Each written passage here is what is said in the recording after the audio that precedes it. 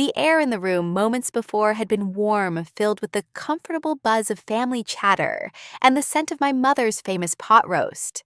It was a Sunday dinner, a regular ritual, the kind of gathering I usually navigated by staying quiet, smiling politely, and helping clear dishes.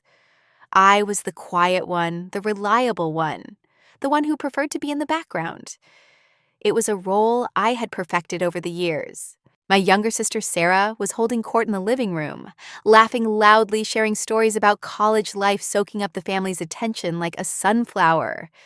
She was the star, always had been, beautiful, vivacious, and utterly captivating. I was in the kitchen slicing pie when I heard Sarah's voice suddenly cut through the general noise, sharp and clear, filled with a manufactured drama that made my hand pause. I just don't understand where it could be. Ah, she wailed, her voice thick with feigned tears. It's gone, my necklace! A hush fell over the living room. Family members murmured questions. My mother rushed in, her face etched with concern. What necklace, darling? Your grandmother's. Yes, my gold locket, the one from Grandma Elsie. Sarah's voice escalated, building to a sob. It was right here on the mantelpiece. I was showing it to Aunt Carol yesterday, and now it's gone. People started looking around, searching cushions under furniture. The mood shifted from cozy Sunday dinner to sudden frantic tension. Then Sarah's voice, cold and hard, cut through the commotion again. This time, it was directed at me. Lily, she shrieked. You were the only one here yesterday. Besides me, you were in the living room. Did you see it? My blood ran cold. I walked out of the kitchen, wiping my hands on a towel. No, Sarah, I said, my voice calm. I didn't see your necklace. I was just visiting. I didn't touch anything. Sarah stood up, then facing me, her eyes blazing with an intensity that felt rehearsed. She held up something in her hand, a small ornate gold locket, my grandmother's locket, undoubtedly worth a significant amount. Oh, really, Lily? She spat, her voice dripping with accusation. Because I just found it. And guess where it was? She took a step towards me, her gaze fixed on my face, making sure everyone was watching. It was hidden in your suitcase, shoved in your suitcase in the guest room closet under some clothes. A collective gasp went around the room. All eyes turned to me. My father stood up, his face a mask of shock and disappointment. My mother gasped, her hand flying to her mouth. My siblings, my aunts and uncles, they all stared. No one spoke. No one asked me anything. No one said, "Wait, let's hear Lily out." Sarah's voice was triumphant, laced with malice. You stole it, didn't you? You jealous little thief. My mind reeled. Stole me the locket hidden in my suitcase. It was a complete fabrication, a lie. But the accusation, the physical evidence in her hand, the shock and condemnation on my family's faces, it was overwhelming. I felt exposed, attacked, trapped. My mother's voice, when it rang out, was filled with painful anger. Lily, how could you? Your own sister's precious necklace, Elsie's. Are you so jealous of her that you would steal it from her? Jealous? I finally managed to speak, my voice barely a whisper, shaking with shock and disbelief. Mom, I didn't steal anything. I don't know how that got in my suitcase. My father walked towards me, his eyes filled with a cold disappointment that cut deeper than any accusation. He didn't shout. He just shook his head slowly, refusing to look at me directly. Lily, he said, his voice heavy with sorrow and condemnation. I don't understand. Sarah stepped forward, hardening her heart. I want her out. Now I don't want her in this house. My mother, tears streaming down her face, now turned to me, her voice laced with a desperate plea that felt more like an order. Lily, go, please, just go tonight. We need time to understand this. Go, just like that. Accused, convicted, and banished all without a single question, a single doubt from the people who were supposed to love me unconditionally. I felt cold, numb, like my body was shaking, but the feeling was external, not my own. I couldn't speak. I couldn't defend myself against the tidal wave of their shock and condemnation. They told me to pack a bag, a small one, just essentials. They didn't let me go to my old room alone. My father watched me, his face grim, while I mechanically stuffed a few clothes into a duffel bag. They confiscated my laptop, briefly searching for, I don't even know what, proof of my criminality. They gave it back, finding nothing. As I walked out of the house that night, the house I had secretly kept afloat for years, I look back at their faces in the doorway. Shock, anger, disappointment, betrayal. On Sarah's face, a mix of triumph and malicious satisfaction. They wanted me gone. Right then, in that moment, I felt like I had disappeared entirely, like I was a ghost walking away from a life I thought was mine. But they didn't just drive me away that night. They didn't just accuse me of theft. They cut the invisible threads that had held their lives together for a long, long time. And they didn't know what they had just unleashed. They wanted me gone. I said, my voice recovering now, gaining a quiet strength as I recounted the story, a strength born from that night's pain.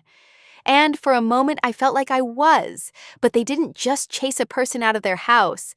They severed the lifeline, and they ignited a firestorm they were completely unprepared for. I was the quiet one, the middle child caught between my older brother, let's call him Mark, and my younger sister, Sarah. Mark was the steady, responsible one, but he had his own life, his own struggles after moving out. Sarah was the star demanding attention, effortlessly charming, always in the spotlight. And I was the one in the background, the one who listened, who observed, who didn't make waves. I hated conflict. I hated being the center of attention. Just wanted everyone to be okay, for the family to be peaceful.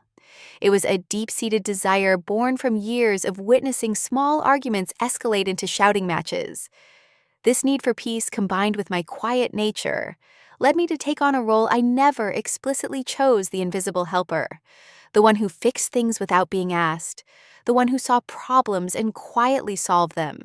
My father lost his job about 4 years before the locket incident. It hit our family hard. Money became incredibly tight. Arguments about bills became commonplace. My mother, a homemaker who had always relied on my father's income, was overwhelmed.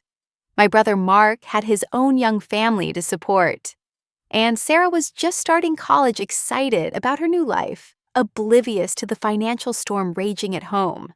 I had a good job then, nothing flashy but stable, with a decent salary in software development. I lived, simply saved, aggressively, seeing my parents struggle, the stress aging them, hearing their hushed, worried conversations about losing the house. I couldn't stand it. Without telling them, I started helping. It started small. I'd anonymously pay a utility bill online, claiming a mix-up with the account. Then it grew. I took over the monthly internet and electricity payments. I'd send gifts of money that magically arrived when the mortgage was due. When my father's unemployment checks ran out, I started making the mortgage payments myself, directly to the bank, setting up an automatic transfer from my account to theirs. I didn't send the money to my parents. I paid the bills directly, ensuring the money was used for essentials. I was using a significant portion of my income, living far more frugally than I needed to, so they could keep living as if my father's job loss hadn't completely derailed them.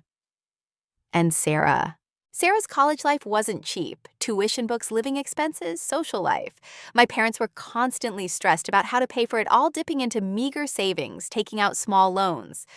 Without a word, I set up another automatic transfer, paying her tuition directly to the university bursar's office each semester.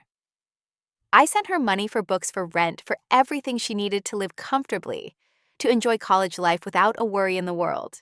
I did this using my salary money I could have used to buy my own place, travel, save for retirement. I was subsidizing her entire life, protecting her dream, protecting my parents from the burden, and protecting the fragile peace of our family. I paid for Sarah's degree with my own sweat and sacrifice, all in secret. I wasn't just paying a few bills. I was the invisible financial backbone keeping the entire family afloat. Why did I do it? I hated seeing them stressed. I hated the arguments.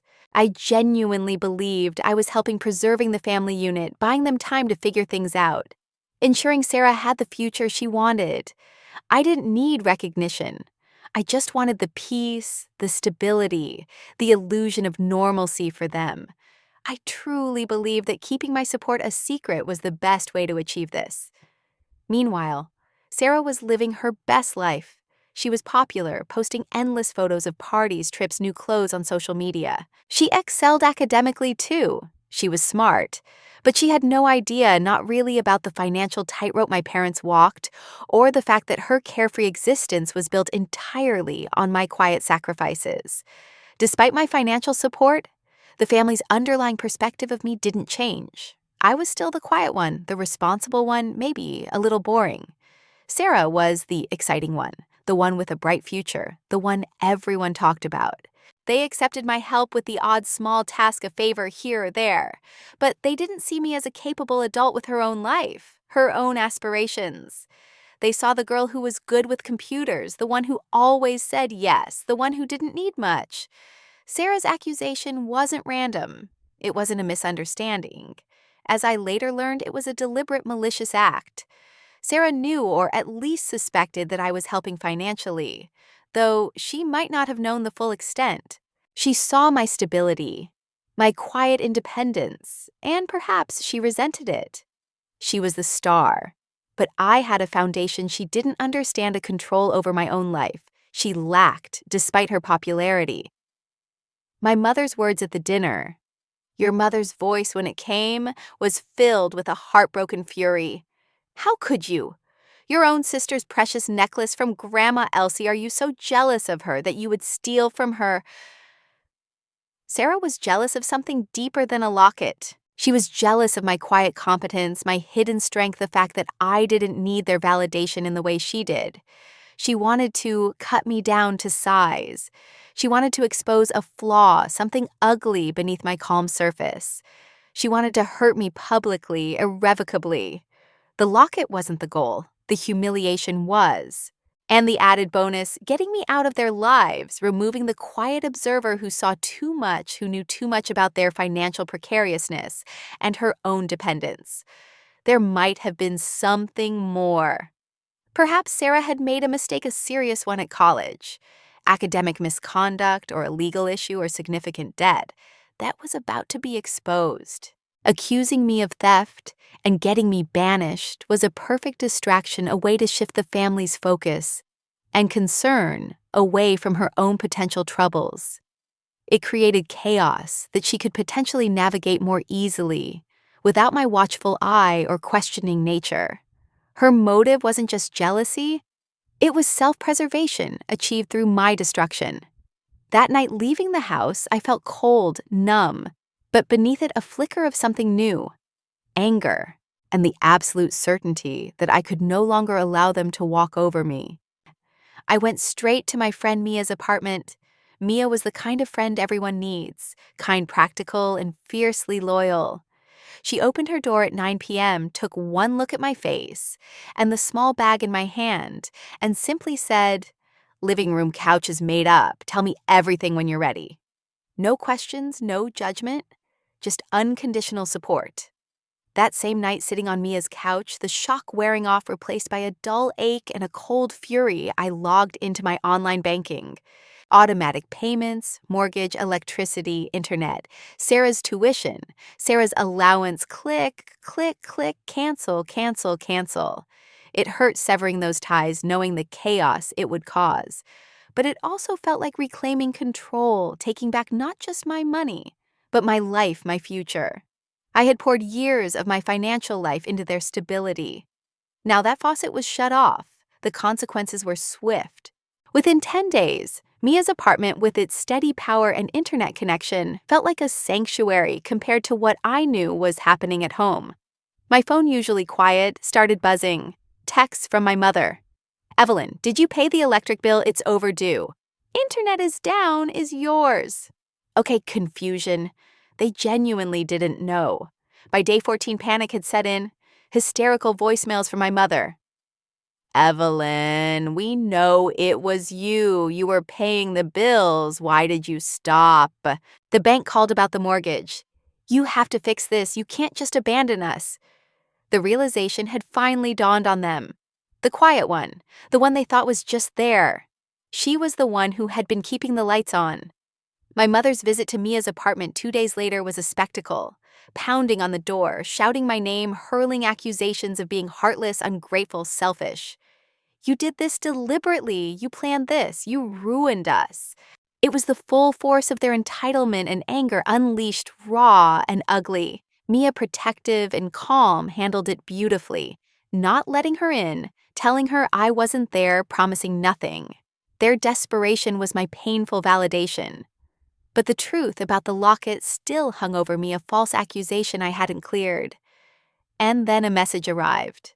A text from a number I didn't recognize. Lily Hall. This is Jasmine, your old neighbor from Elm Street. I think I have something you need to see about the locket. Jasmine, my old neighbor. She was younger than me, always friendly. She was into vlogging and amateur filmmaking. Jasmine didn't just have a recording. She had video. She had set up a camera in her backyard the day of the locket incident, planning to film her kids playing. Her camera's microphone, surprisingly powerful, picked up sound from my parents' backyard, where Sarah was later talking to a friend on the phone, thinking she was alone and unobserved. The video wasn't clear enough to see faces in my parents' yard, but the audio was crystal clear. Sarah laughing, bragging about how she had hidden the locket in my suitcase, about how she had planned the whole thing to finally expose Lily for the fake she is, about how our mother had always said I acted too perfect, and Sarah wanted to see how perfect I looked being kicked out. The video, time-stamped, showed Sarah walking from the area where she was talking, back towards her house holding the locket just minutes before she found it in my suitcase. It was undeniable proof of her malice, her calculation, her cold intent. Jasmine, who had stumbled upon the recording while editing her own video, was horrified. She knew I wasn't a thief. She sent me the video file. Seeing and hearing Sarah's confession, the casual cruelty, the planning, the sheer malice of it. It broke my heart all over again, but it also hardened my resolve completely. They didn't just misunderstand me, they actively tried to destroy me. With Mia's unwavering support and the clear advice of a lawyer I consulted, perhaps recommended by Aunt Rachel, or found through Mia's network, I knew what I had to do. Not just for myself, but for the truth. I didn't confront Sarah or my parents. Instead, I sent the video anonymously from a burner email account to the dean of students at Sarah's university. The university had strict codes of conduct, especially regarding academic integrity and honesty. Fabricating evidence and slandering someone, especially in a way that could impact their life, was a serious offense. And Sarah had a history. My lawyer discovered she had been quietly investigated for plagiarism the previous year, narrowly avoiding consequences. The university was already watching her. The video hit the university like a bombshell. News of the recording of Sarah's confession spread like wildfire through campus group chats and student forums. The university launched an immediate investigation. Sarah was called in, confronted with the undeniable video evidence. Her carefully curated social media presence went silent. She was exposed. She became the center of a scandal, not for her achievements, but for her cruelty and dishonesty. The university found her guilty of violating their code of conduct, not just for the false accusation against me, but combining it with her previous academic misconduct. She was suspended for a full year, losing her scholarships, her campus privileges, her reputation. Her dream of a bright, successful future built on a foundation of lies and entitlement crumbled. All her efforts to control her image to appear perfect were destroyed by her own words caught on camera by chance. While Sarah's world imploded, mine was quietly being rebuilt. My parents' financial situation became untenable without my support. The mortgage went into foreclosure. The utilities were cut off permanently. They had no savings, no backup plan, because they had always relied on me, the invisible safety net. They were forced to sell the house I had saved multiple times for far less than it was worth. They had to move into a small, dingy apartment. Their lifestyle drastically reduced, facing financial hardship they were completely unprepared for. Their reliance, their entitlement, and their terrible treatment of me had finally come back to haunt them. And then a lifeline appeared for me from an unexpected source, a source my parents had tried to keep hidden. My Aunt Rachel, my father's sister, whom I had also invited to the wedding, and who had been quietly supportive since the locket incident, called me. She had always seemed a little distant, but she was kind. She told me that her own mother, my grandmother, Elsie, my father's mother, the owner of the locket, had left something specifically for me in her will. A trust fund, a substantial one, over $150,000. My grandmother had quietly set it aside years ago, seeing perhaps even then the dynamics in the family, wanting to ensure I had independent security. Aunt Rachel revealed that my parents had known about the trust fund all along. After Grandma Elsie passed away years ago, my parents, through some manipulation or falsified documents, had convinced the estate lawyer not to inform me about the trust fund, claiming I was too young to handle it, or perhaps making up other excuses. They had deliberately kept this inheritance from me, ensuring I would remain financially vulnerable and perhaps reliant on them, or keeping the knowledge of this money to themselves. It was a level of financial betrayal from my own parents that was breathtaking, adding another layer of cruelty to their actions. With Aunt Rachel's help and integrity, I contacted the trust fund lawyer. The documentation was clear. The money was mine, waiting for me all along while I was sacrificing my salary to pay their bills and Sarah's tuition. Accessing the trust fund combined with my own growing income, my company had recognized my resilience and skill, offering me a significant promotion and raise, gave me complete financial independence. With the money and my new level of confidence, I left Denver. I accepted a promotion that required relocating to a new city, a fresh start. I found a quiet, clean apartment with a view of the city, a place that was entirely mine, funded by my own work and an inheritance that had been stolen from me but was now rightfully claimed. I decided to use my experience to help others. I started a YouTube channel, Money Made Simple with Lily. My first video wasn't a financial lesson, it was my story. Raw, honest detailing the financial support, the locket accusation, the banishment, the video evidence, the concealed trust fund, and the rebuilding. I didn't use real names, but the story was unmistakable. It went viral overnight. My channel exploded. People resonated with the themes of financial manipulation in families, of being the quiet one who gives too much of the pain of betrayal, and the journey to self-empowerment. I started teaching financial literacy, budgeting, how to spot red flags in relationships, how to set boundaries, how to build your own financial independence. My audience grew to hundreds of thousands. I became a voice for others who had been silenced, taken advantage of, or underestimated. I was invited to speak at conferences, appear on podcasts, write articles.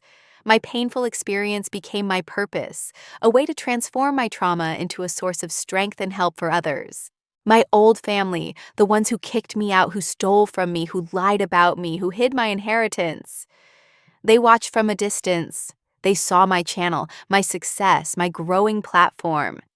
They saw me not the quiet girl in the background, but a confident, articulate woman sharing her story, subtly exposing the dynamics they had created. They saw me thriving after they tried to ruin me. My mother sent emails, tearful, apologetic, trying to reconnect. I didn't reply. My siblings made hesitant attempts through mutual contacts. I didn't engage. I found my closure not in seeking their apology or reconciliation, but in building my new life in my work in the community I had found online and in my new city.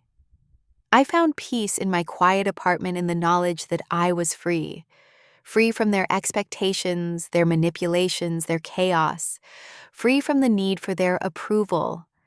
They thought they had broken me when they threw me out that night. They thought they had silenced me. But by trying to tear me down, they had inadvertently pushed me to build the strongest version of myself. Leaving that house, that toxic environment that night was the hardest thing I had ever done. But it was also the most powerful. After Lily Hall, the quiet one exposed her family's betrayal, claimed her inheritance, and built a new life and platform. When someone you've sacrificed for and supported deeply betrays you, is it possible to find closure without their apology or reconciliation? And how do you trust others again after experiencing such a deep level of manipulation and deceit from your own family? Please comment your opinion below.